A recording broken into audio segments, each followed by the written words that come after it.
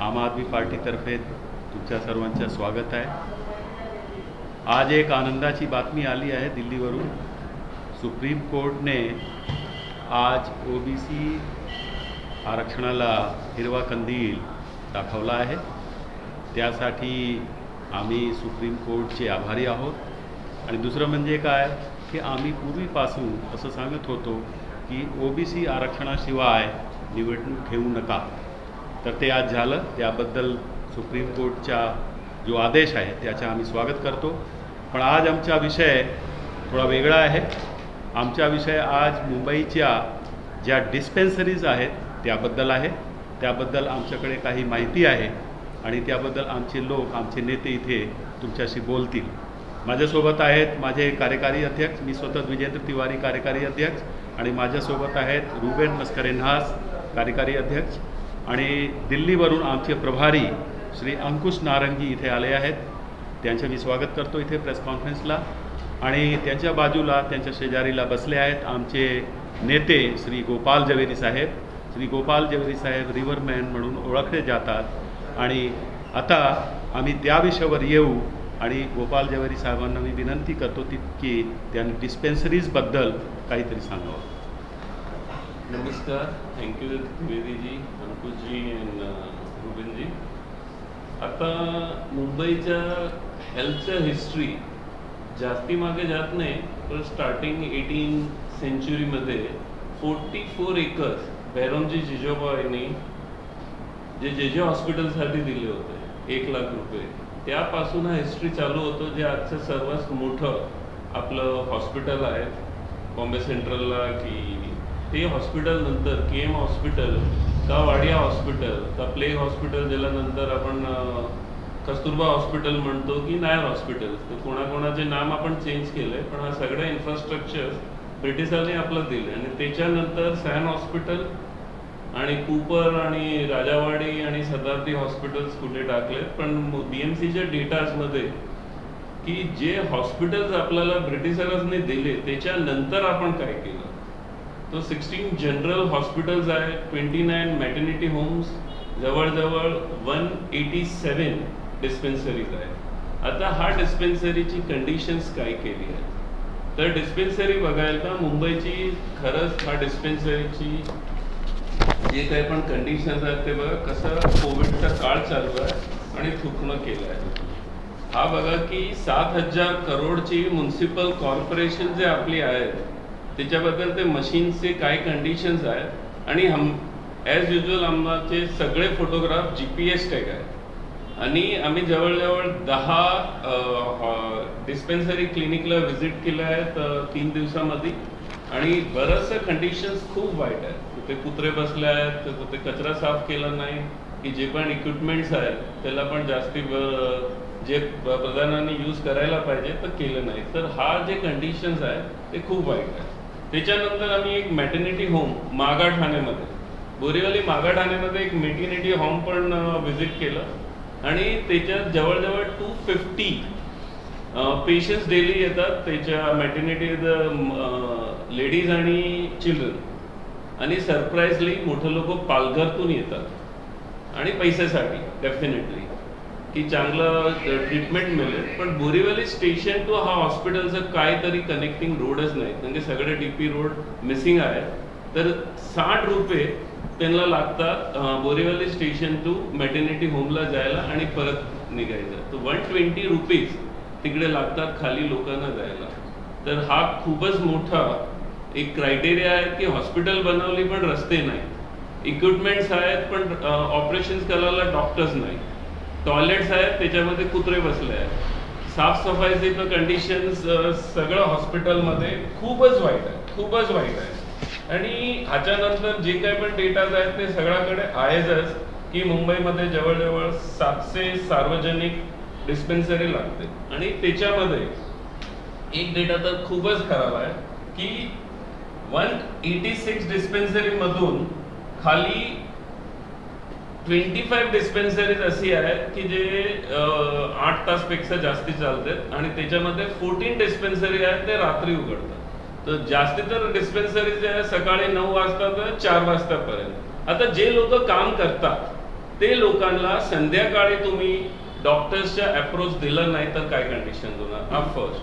दुसरं जे काय आहे की जे डिस्पेन्सरीमध्ये जवळजवळ 189 डिस्पेन्सरीमध्ये 52,000 लोक व्हिजिट करतात आणि त्याचा आपण रेशिओ बघितला तर 1 आवरमध्ये डॉक्टर जवळजवळ 49 पेशंटला चेक करतो, 50 पेशंटला. तर 1.5 मिनिट पण भेटत नाही. कुठे स्टेटस्कोप लागणार, कुठे त्याला विचारणार आणि कसं ट्रीटमेंट करणार ते खरं आहे.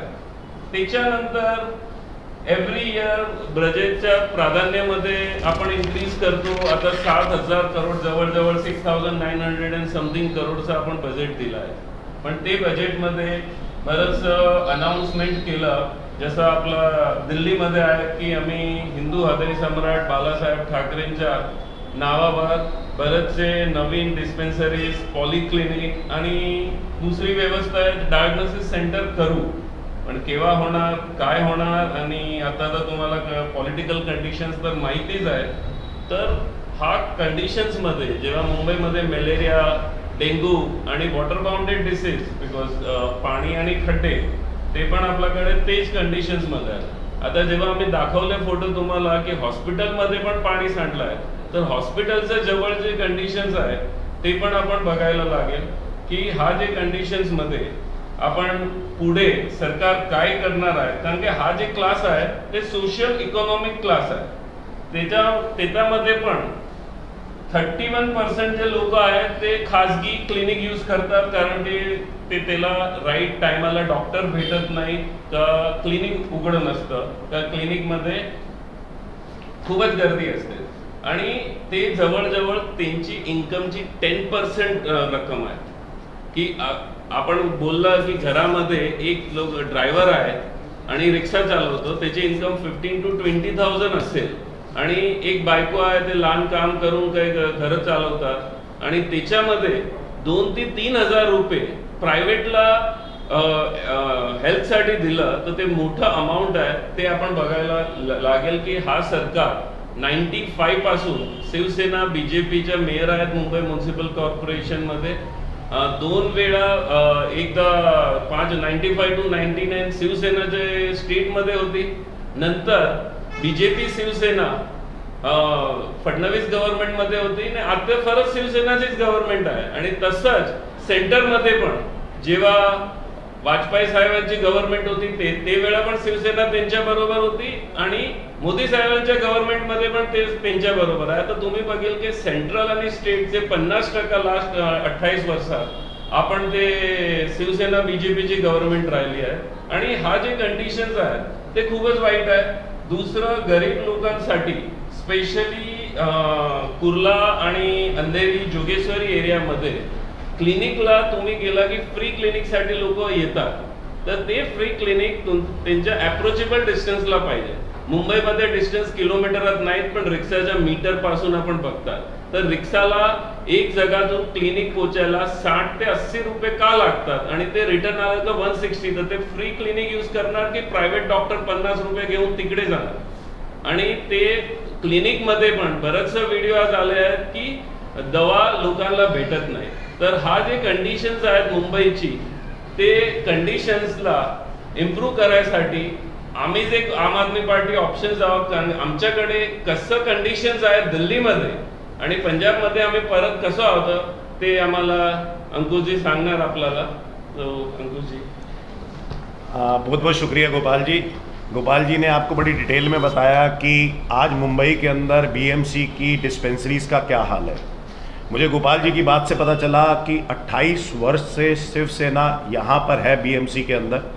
बीजेपी शिवसेना एक साथ भी रही है, लेकिन आज भी डिस्पेंसरीज का बहुत बुरा हाल है. जब हम डाटा पर जाते हैं तो ये देखते हैं कि वो अपना 15% बजट तो डिस्पेंसरीज को देते हैं, बीएमसी अपनी हेल्थ केयर को देती है, यानी कि 7,000 करोड़ पे देती है. लेकिन उस 7,000 करोड़ का यूटिलाइजेशन लोगों के फ़ायदे के लिए बिल्कुल भी नहीं होता. मेरे हाथ में एक तस्वीर है जो दिखाती है बीएमसी की तस्वीर. ये बीएमसी की डिस्पेंसरीज है. देख के ही दृश्य पता चलता है कि बीएमसी की डिस्पेंसरी में क्या होता होगा. एक तरफ आपकी दहीसर की डिस्पेंसरी है जिसके अंदर आपको यहाँ पे कुत्ता बैठा हुआ दिख रहा है. दूसरी तरफ आपकी भांडुप की डिस्पेंसरी है जिसके अंदर आपको कूड़ा ही कूड़ा दिखाई दे रहा है। यही मैं आपको आम आदमी पार्टी की मोहल्ला क्लिनिक दिखाता हूँ। ये आप दृश्य देख सकते हो, ये बिल्कुल हाल फिलहाल में बनी हुई पंजाब के अंदर हमारी मोहल्ला क्लिनिक है। ये भी फोटोज कोई कहे इसे नकारे तो हमने जियो टैग कर रखा है इन फोटोज को, साथ में हमने इनका टाइम और डेट भी दिखा रखी है। एक फोटो 18 तारीख की है, 18 जुलाई की, दूसरी फोटो 19 जुलाई की है। तो ये बिल्कुल रीसेंट फोटोग्राफ है जिसको जान के बड़ा आश्चर्य होता है कि बीएमसी अपने मुंबई के रेजिडेंट्स के लिए, क्षेत्रवासियों के लिए, निवासियों के लिए कैसी मूलभूत स्वास्थ्य सुविधाएं देती है। मैं आपको बताना चाहता हूं कि दिल्ली के अंदर माननीय मुख्यमंत्री अरविंद केजरीवाल जी ने जो मोहल्ला क्लिनिक का कंसेप्ट निकाला, मोहल्ला क्लिनिक भी डिस्पेंसरी की तरह होती है। दिल्ली के अंदर हर एक आधे किलोमीटर से 1 किलोमीटर के अंदर एक मोहल्ला क्लिनिक होती है। जैसे इन्होंने बताया कि लोगों को जाने में 30 मिनट लगते हैं, 40 मिनट लगते हैं एक डिस्पेंसरी के अंदर, और उनका खर्चा 120 रुपये आता है या 70-80 रुपये आता है रिक्शे में। वहीं हमारे दिल्ली के अंदर मोहल्ला क्लिनिक उनके घर के बड़े करीब होती है, यानी कि आधे किलोमीटर के अंदर मोहल्ला क्लिनिक होती है।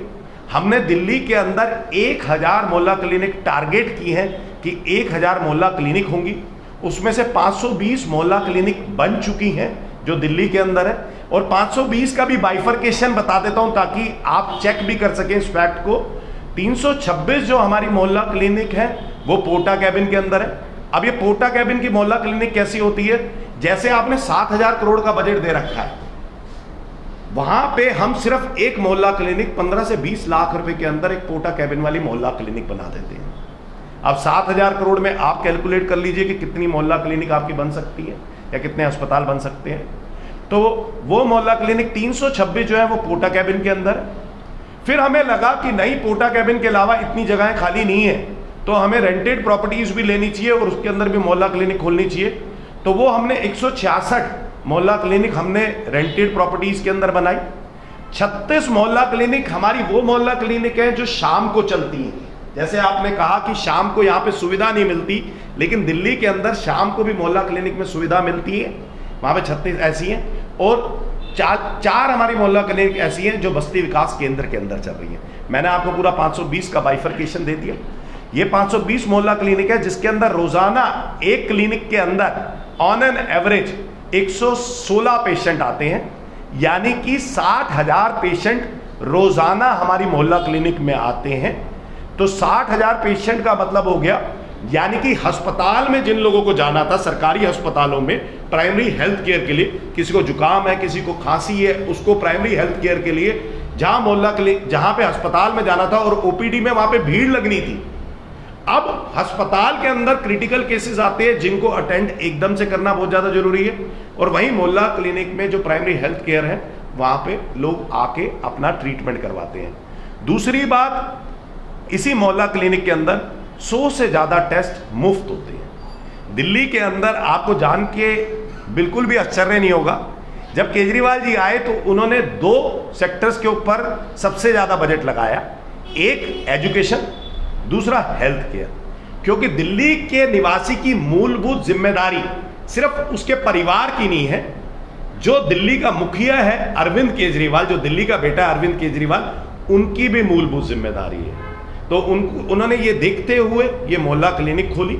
इसके अंदर 100 से ज्यादा टेस्ट मुफ्त होते हैं, और इसके अलावा हर एक व्यक्ति को यहाँ पे मुफ्त दवाई दी जाती है, और यहाँ तक कि MRI CT स्कैन जैसे टेस्ट भी, जो 6-6 हज़ार के टेस्ट होते हैं, वो भी दिल्ली सरकार मुफ्त कराती है।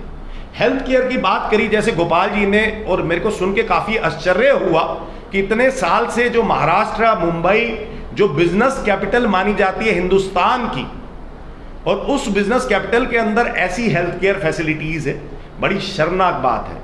वहीं दिल्ली के अंदर 52 ऐसी बीमारियां हैं जिसके अंदर इंसान की जान को खतरा होता है, और वहीं आपको सरकारी अस्पताल के अंदर अगर आपको डेट 1 महीने से ज़्यादा ऑपरेशन की मिलती है, तो आप वहीं पे के डॉक्टर के पास एक कागज अवेलेबल है, एक फॉर्म अवेलेबल है, आप वो भरवाइए, किसी भी दिल्ली के प्राइवेट अस्पताल के अंदर जाइए और अपना इलाज मुफ्त कराइए, वो पूरे का पूरा दिल्ली सरकार उठाएगी।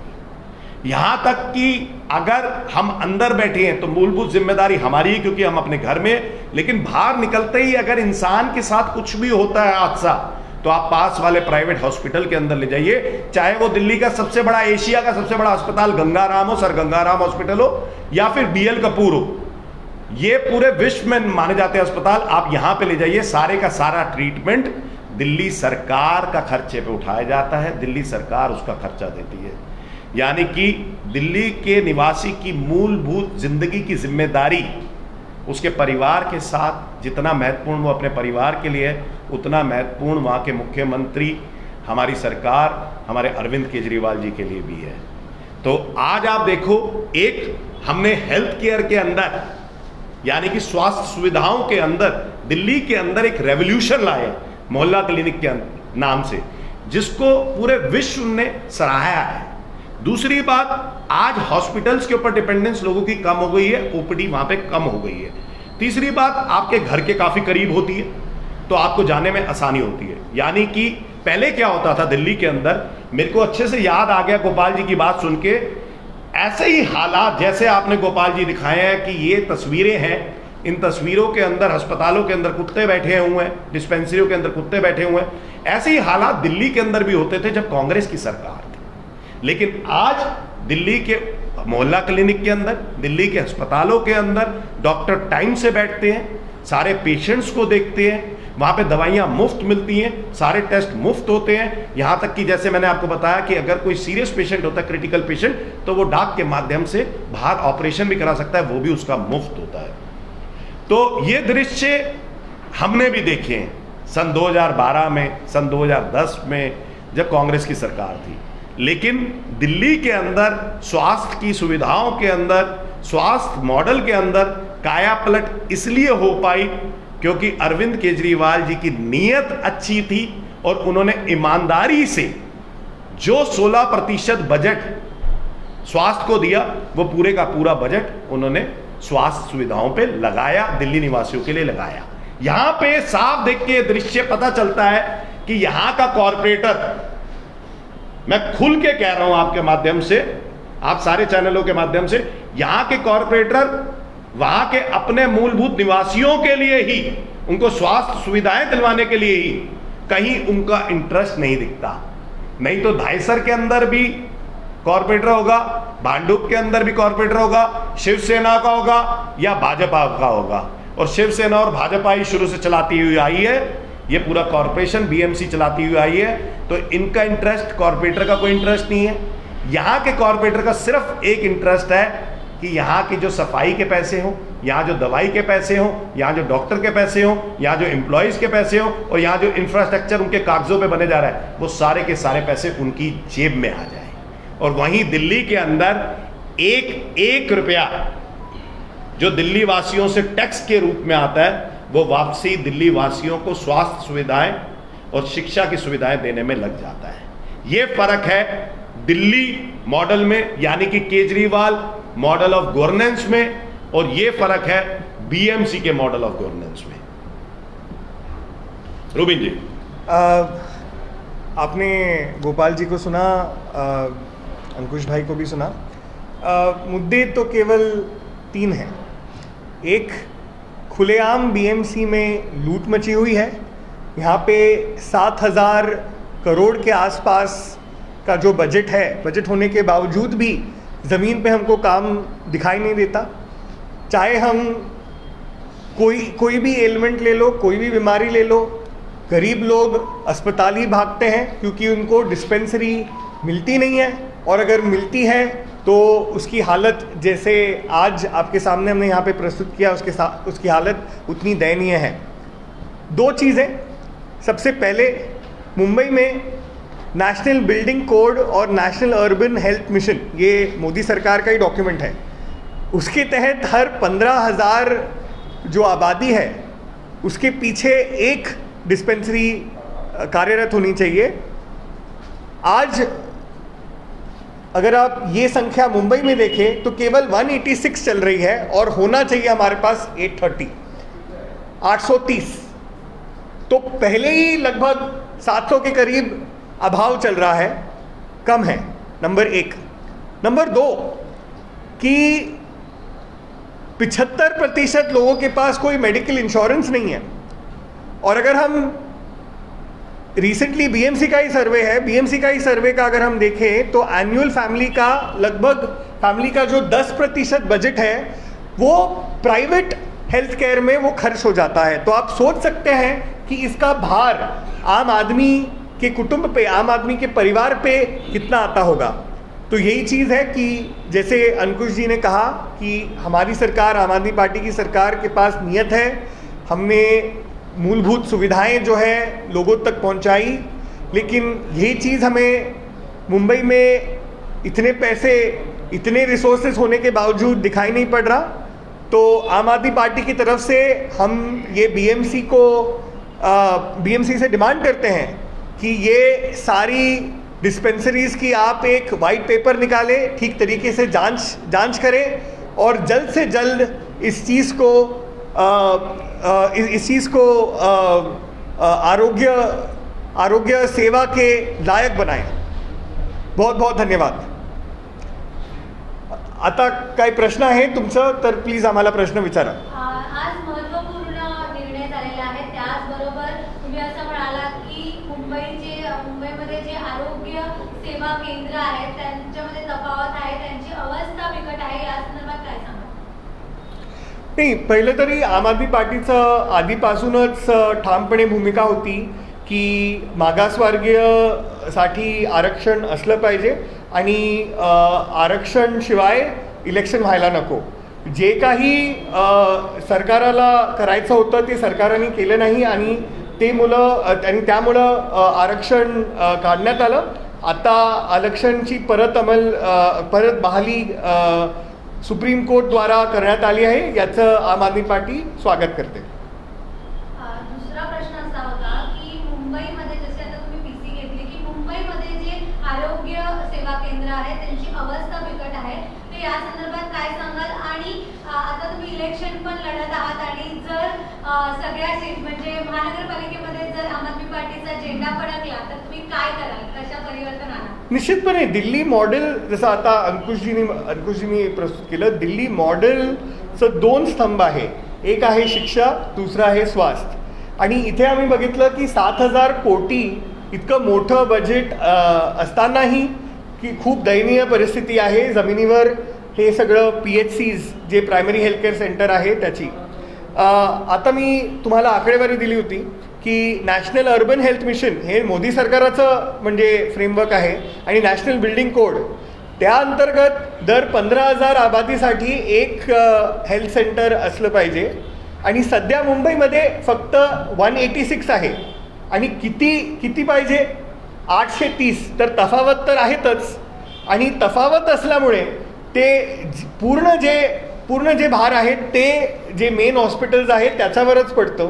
आणि काहीही एलिमेंट असलं, काहीही बिमारी असली तर गोरगरिबांना तिकडे लांब ट्रॅव्हल करून त्यांना हॉस्पिटलमध्येच जावं लागतात, हा चुकीचा आहे। आणि महत्त्वाचं म्हणजे लोकांकडे मेडिकल इन्शुरन्स नाही आणि शेवटी म्हणजे ऑलमोस्ट 10% तुम्ही ॲटलिस्ट विचार करा की एक घरकाम करणारी बाई किंवा एक श्रमिक कामगार त्यांचं 10% त्यांची कमाई फक्त प्रायव्हेट हेल्थकेअरमध्ये जात असेल तर कुठेतरी याचा भार लोकांवर, त्यांच्या कुटुंबावर पडत आहे आणि हा चुकीचा आहे।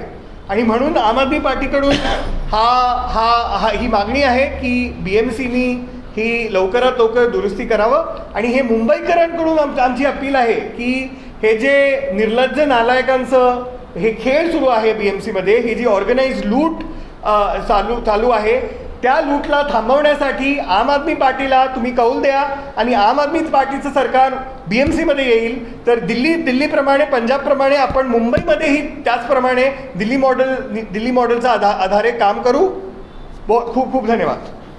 मेरा सवाल अंकुश जी से, आपने जैसे कहा कि दिल्ली में जो नागरिकों का पैसा है, कर का पैसा, वो आप स्वास्थ्य केंद्र से वापस उनको लौटा देते हैं। तो मुंबई में ऐसे कुछ नहीं हो रहा है। मुंबई करों का जो कर का पैसा है वो उनको लौटाया नहीं जाता है, और जो स्वास्थ्य केंद्र है उनकी हालत आप देख रहे हैं। इस बारे में क्या कहोगे, और मुंबई करों को इससे क्या आप बता सकते हो कि मुंबई और दिल्ली स्वास्थ्य केंद्र में क्या फर्क है? देखो, मैं आपको एक तस्वीर दिखाता हूँ। ये तस्वीर देखो। आप कह रहे हो कि आपके कॉरपोरेटर ने कोई काम नहीं किया। आप तो गलत कह रहे हो। आपके कॉरपोरेटर का काम था कूड़ा घर बनाना, उसने आपके डिस्पेंसरी को कूड़े घर में तब्दील कर दिया। कूड़ा तो फेंका ही जा रहा है अभी भी, तो उसने कूड़े घर में तब्दील कर दिया।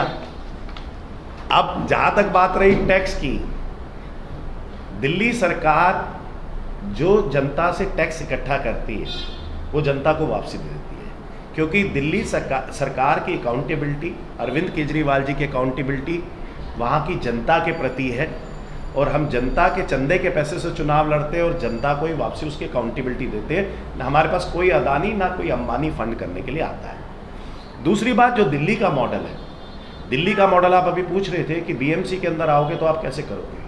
आज आप पंजाब के अंदर देखो, जो हमारा दिल्ली का मॉडल है मोहल्ला क्लिनिक का, अस्पतालों का, सुपर स्पेशलिटी अस्पतालों का, आईसीयू बेड्स बढ़ाने का, वेंटिलेटर्स बढ़ाने का, आज हमने दिल्ली के अंदर करके दिखाया। वही मॉडल हम रेप्लिकेट कर रहे हैं बिल्कुल पंजाब के अंदर। मैं आपको आश्वासन दे रहा हूं कि हम बीएमसी के अंदर आएंगे और हमारे कॉरपोरेटर्स चुन के आएंगे। हम यहाँ पे सुपर स्पेशलिटी अस्पताल भी बनाएंगे, इसी फंड के अंदर दूसरे अस्पताल भी बनाएंगे, और डिस्पेंसरी, जैसे रूबिन भाई ने बताया कि 15,000 की जनसंख्या पे एक डिस्पेंसरी होनी चाहिए बीएमसी की, हम आपको 15,000 पर एक मोहल्ला क्लिनिक बना के दिखाएंगे, और ये 830 का आंकड़ा अचीव करके दिखाएंगे। इसी बजट के अंदर अचीव करके दिखाएंगे, और आपको ये सारी चीज़ें करके दिखाएंगे। और हम दिल्ली का मॉडल, जो Arvind Kejriwal model of governance है, उसको हम बीएमसी के अंदर भी रिप्लिकेट करके दिखाते हैं। माझा प्रश्न गोपाल सरांना आहे की सर 15,000, जसं सरांनी सांगितलं 15,000 लोकसंख्येमागे एक दवाखाना असला पाहिजे. आपण त्याचा सर्वे केला आहे, आपण स्वतः जाऊन या क्लिनिक्स पाहिलेल्या आहेत. नेमकी काय परिस्थिती तुम्हाला पाहायला मिळाली आणि तुम्ही त्या संदर्भात काय सांगाल? नेमकी जसं फोटो दिसत आहे, फोटोमध्ये काय कंडिशन्स आहे की कुत्रे बसले आहेत, कुठे कुठे थूक टाकलं आहे ते पण बघा, आणि हा जे इक्विपमेंट्स आहे त्यांची काय परिस्थिती आहे. धारावीचा फोटो आहे, हा दैसरचा फोटो आहे, सगळीकडे भांडूपचा फोटो आहे, तर हाच परिस्थिती आहे. तर ह्याच्यामध्ये जे आम्ही सर्वे केलं ते खरंच दिसत आहे, आणि ह्याच्यामध्ये मला आता सगळं डेटा मी सांगितलं, दिल्लीचं डेटाचं कम्पॅरिझन सांगितलं. आता आम्ही आलो तर फर्स्ट आहे की जिथे जिथे 15,000वर एक डिस्पेन्सरी, दुसरं दिल्लीला तर कोटा केबिन टाकायला लागलं. मुंबईला ते हरकत नाही, कारण की आमच्या डीपी प्लॅनमध्ये सगळंच एरियामध्ये 15,000वर एक डिस्पेन्सरी रिझर्वड आहे, आणि ते स्ट्रक्चर बीएमसीला भेटतो जेव्हा ते एरियाचं डेव्हलपमेंट जातो, आणि ते स्ट्रक्चर बीएमसी हातात घेत नाही, आणि ते प्रायव्हेट लोक यूज करतात ते स्ट्रक्चरला, की त्याच्यामध्ये दुसरं काय पण काम चालू असतात, की प्रायव्हेट कॉर्पोरेटरची का MLAची की काय ऑफिसेस असणार का दुसरं काय असणार. पण तुम्ही बघा की एव्हरी एरियाजमध्ये बीएमसी डिस्पेन्सरीचा रिझर्वेशन्स आहे, आणि ते डिस्पेन्सरी आपल्याला तर कोटा कॅबिनची पण हरकत नाही तिकडे. दुसरं हा आहे की हा क्लिनिकमध्ये जे स्ट्रक्चर आहे त्याच्यामध्ये खूप मोठा एरिया असतो, आणि ते खूपच बरोबर प्लॅन करू शकतात. पॉलिक्लिनिकचं जे सांगितलं मी, ते पॉलिक्लिनिक पाहिजे, पण त्याच्या फंड तुम्ही बघाल ना की सरांनी सांगितलं की आम्ही 15-20 लाख रुपयात एक कोटा केबिन तयार करतो. आमच्या बजेटमध्ये 250 करोड रुपये 100साठी ठेवले आहेत, आणि ऑपरेशनसाठी 150 करोड. म्हणजे तुम्ही बघा की 400 करोडमध्ये म्हणजे 4 करोड रुपयाचा एक पॉलिक्लिनिक, आणि जगात तर वेगळीच. तर हा जे कंडिशन्स आहेत तर लोकांना त्याचा जे मॅथमॅटिक्स आहे ते कळायला हवं, आणि ते बघायला हवं की आता त्यांच्यासाठी काय खरं पर्याय आहे. मेरा सवाल तिवारी सर से है कि वर्ली में आमदार भी शिवसेना का है और महापौर भी शिवसेना की थी, आरोग्य समिति अध्यक्ष भी शिवसेना का है. सब जितने जितने बड़े समिति है वो सबके समिति मेंबर जो है वो वर्ली से है. पर आज वर्ली की कंडीशन, माजी पर्यावरण मंत्री भी वर्ली के हैं, तो तो फिर भी जो वर्ली के स्वास्थ्य केंद्र है उनकी अवस्था आपने देखी है, इस बारे में क्या कहोगे? और आप इस सब जो हालात है तो आप नागरिकों को क्या आह्वान करना चाहते हैं इस बारे में? देखिए, वर्ली में हमारे तड़फदार नेते आदित्य ठाकरे जी हैं और आदित्य ठाकरे जी के बारे में जितना कहा जाए बहुत कम है। आदित्य ठाकरे जी इतनी अजब अजब योजनाएं लेके आते हैं कि उन योजनाओं को देख करके हमें लगता है कि उनसे कुछ अजब अजब काम कराए जाने चाहिए। जैसे उन्होंने मुंबई के रानी बाग में पेंगुइन लेके आए, फिर उन्होंने ये योजना बनाई कि मैं आरे के जंगल में जू बनाऊंगा।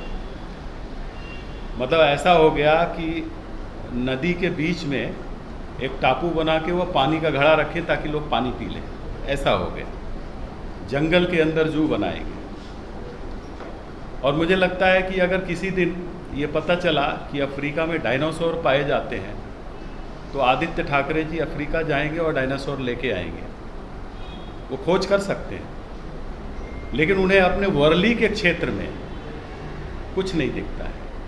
2.5 साल तक तो वो आदित्य ठाकरे जी 2.5 साल तक पर्यावरण मंत्री थे, उन्होंने कदम नहीं रखे अपने क्षेत्र में।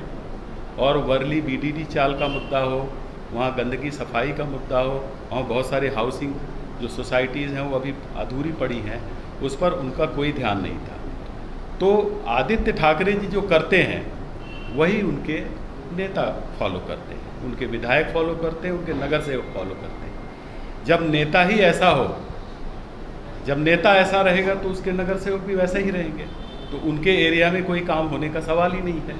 जैसा रूबेन जी और गोपाल जी कह रहे हैं कि पूरी जो महानगर पालिका में आदित्य ठाकरे के जो शिष्य हैं, फॉलोअर हैं, उनका एक ही काम था, किसी भी तरह से लूट मचाओ, अपनी जेब भरो और लोगों को प्राइवेट अस्पताल की ओर प्रेरित करो, क्योंकि प्राइवेट अस्पताल से उन्हें भी फ़ायदा होता है, सरकारी अस्पताल से उन्हें कोई फ़ायदा नहीं है। तो ऐसी चीज़ पर क्यों ध्यान दें? इसलिए हमने कहा ना, पर्यावरण पे जहाँ ध्यान देना चाहिए उन्होंने ध्यान नहीं दिया, वैसे ही स्वास्थ्य पे जहाँ ध्यान देना चाहिए उन्होंने ध्यान नहीं दिया, और उनकी दूसरी कामों में बहुत ज़्यादा ध्यान लगा रहता है। तो मैं तो यही कहूँगा कि जब तक मुंबई महानगर पालिका में अरविंद केजरीवाल के सिपाही नहीं जाते तब तक मुंबई की अवस्था नहीं बदलने वाली है। मैं लिख के कहता हूँ कि इस मुंबई महानगर पालिका में कांग्रेस, बीजेपी, शिवसेना, एनसीपी किसी का भी शासन आ जाए, मुंबई की दशा नहीं सुधरने वाली है, ये मैं गारंटी देता हूँ। और सुधारने की केवल एक गारंटी है, वो है अरविंद केजरीवाल के सिपाही। और हमें उम्मीद है कि इस बार मुंबई की महानगर पालिका की इस जो चुनावी लड़ाई में मुंबई की जनता आम आदमी पार्टी के सिपाहियों को, रणबांकुरों को मौका देगी और हम सब पूरे मुंबई की तस्वीर बदल डालेंगे। धन्यवाद। थैंक यू, बहुत बहुत शुक्रिया।